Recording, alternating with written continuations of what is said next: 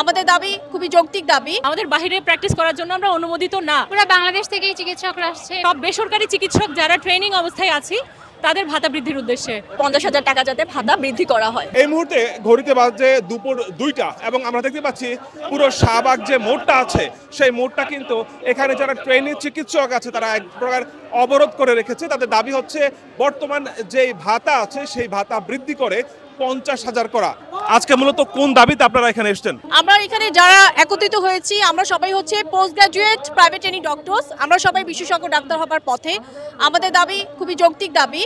আমরা হচ্ছে আমাদের বেতন বা ভাতা যেটা সেটা আমরা 50,000 টাকা চাই। আপনি যদি আশেপাশের যতগুলো দেশ আছেন সেখানে যদি পোস্ট গ্রাজুয়েট ট্রেনিং ডক্টরদের বেতন নিয়ে আপনি যদি সমীক্ষা চালান দেখবেন যে মিনিমাম বেতন ইভেন পাকিস্তানেও হচ্ছে 50,000 টাকা। আমরা আজ 1.5 বছর ধরে আন্দোলন করছি। প্রতিবারই আমাদেরকে আশ্বাস দেওয়া হয় যে আমাদেরকে বেতনটা বাড়ানো হবে, এই বলে আমাদেরকে কর্মস্থলে ফেরত যাওয়ার আহ্বান জানানো হয়। আমরা প্রতিবারই ফেরত যাই, কিন্তু এখন পর্যন্ত এটা কোনো প্রজ্ঞাপন জারি হয়নি, যার কারণে আজকে আমাদের এই আন্দোলন।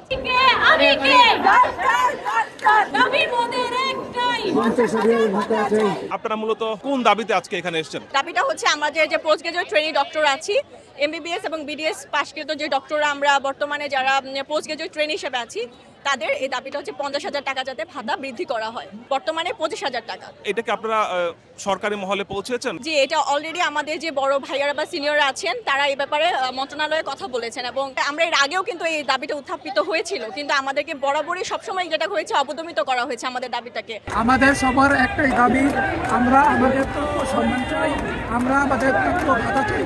আমরা যেই সেবাটা আমাদের রোগীদেরকে দেই এবং বাংলাদেশের জনগণকে দেই সেই সেবা সম্মান এবং ভাতা আমরা কোনোটাই চাই না। চাই ডাক্তারদেরকে সম্মান দেওয়া হোক, 50,000 টাকা তাদের ভাতা দেওয়া হোক এবং বাংলাদেশের এই স্বাস্থ্য ব্যবস্থা যে অভিযোগ এবং ডাক্তারদের প্রতি যে অবহেলা এটা দূর করতে হবে। আজকে আপনারা মূলত কোন দাবিতে এখানে এসেছেন একটু যদি বলতেন? বেসরকারি ট্রেনি চিকিৎসক সারা বাংলাদেশে সবগুলো প্রাইভেট এবং গভর্নমেন্ট ইনস্টিটিউটে আমাদের বিভিন্ন কোর্স চালু আছে, FCPS, MD, MS, diploma, MPhil. তো আমরা এসেছি এই সব বেসরকারি চিকিৎসক যারা ট্রেনিং অবস্থায় আছি তাদের ভাতা বৃদ্ধির উদ্দেশ্যে।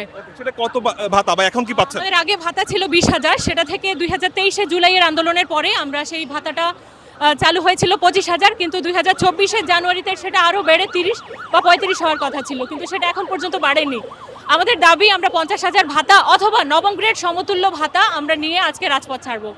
সেটা যৌক্তিকতা কি যে ভাতা যে বৃদ্ধি করতে চাচ্ছেন, কেন মূলত? আমরা ফুল টাইম হসপিটালে কাজ করে থাকি, এর বাইরে আমাদের কোনো চেম্বার নাই, আমাদের ব্যক্তিগত জীবন নাই, আমাদের পড়াশোনা করতে হয় এবং একই সাথে আমাদের হাসপাতালের সেবাটা এনশিওর করতে হয়। কোনোভাবেই আমরা হাসপাতাল থেকে কিন্তু কোনোভাবে রিলিফ পাচ্ছি না যে আমরা বাড়তি একটা চেম্বার করে ঢাকা শহরে যদি আমি বাঁচতে যাই, আমার যে দ্রব্যমূল্যের ঊর্ধ্বগতি চলছে সেটার সাথে তাল মিলে কোনোভাবেই 20,000 টাকা একটা বাসা ভাড়া দিয়ে 5,000 টাকায় খেয়ে পড়ে বাঁচা সম্ভব না। এই এলাকায় এখানে থাকতে গেলে 10,000 টাকা লাগে। তো আমাদের যেই দ্রব্যমূল্য পাশাপাশি আমাদের যে লিভিং কস্ট, সেই লিভিং কস্টটুকু উঠিয়ে ঢাকা শহরে বলেন, পেরিফেরিতে বলেন, 25,000 টাকায় কোনোভাবেই আমাদের পক্ষে সম্ভব না। আমাদের বাইরে প্র্যাকটিস করার জন্য আমরা অনুমোদিত না, সেজন্য যাতে আমরা ফুল টাইম হসপিটালে সার্ভিস দিয়ে গবেষণা এবং পড়াশোনার কাজে বাকিটা সময় ব্যয় করতে পারি, সেজন্য আমরা চাই সরকার যেন আমাদের এই কষ্ট, আমাদের এই ত্যাগের মূল্যায়নটা করে এবং আমাদের ন্যায্য মূল্যে আমাদের পারিশ্রমিকটা ধার্য করে। আজকে আপনারা কোন দাবিতে এখানে এসেছেন, মানে অবস্থান করার কারণটা কি? আমাদের 50,000 ভাতা দাবি। এই মুহূর্তে ভাতা কি পাচ্ছেন?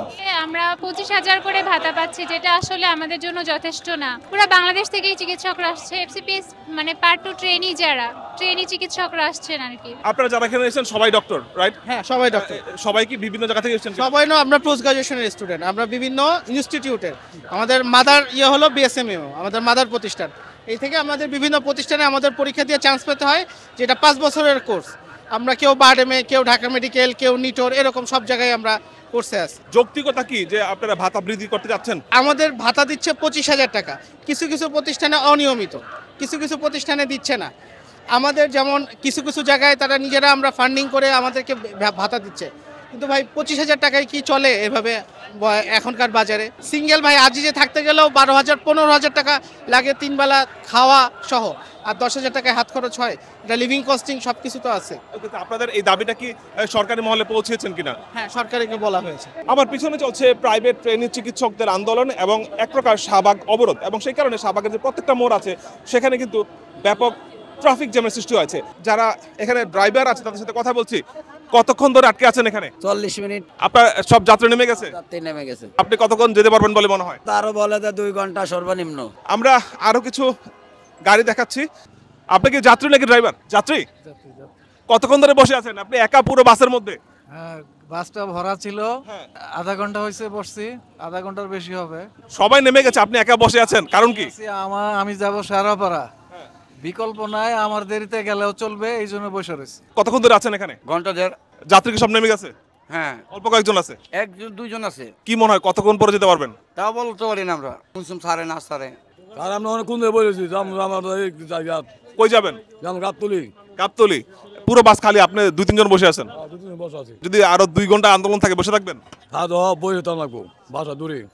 এই যে আমরা যে গরিব মানুষ আহি রাজনীতি, এর তো রাজনীতি কোনো না। সরকার আবেদন জানাক, এরা কি করে না করে আঙ্গু দোষ। গাড়ি লাগো আহে কে? আমরা কি ভাত খাবো না? না হারে খাইবো খালি? মানে আপনারা এই যে অবরোধ বিষয়টা ভালোভাবে দেখছেন না? না।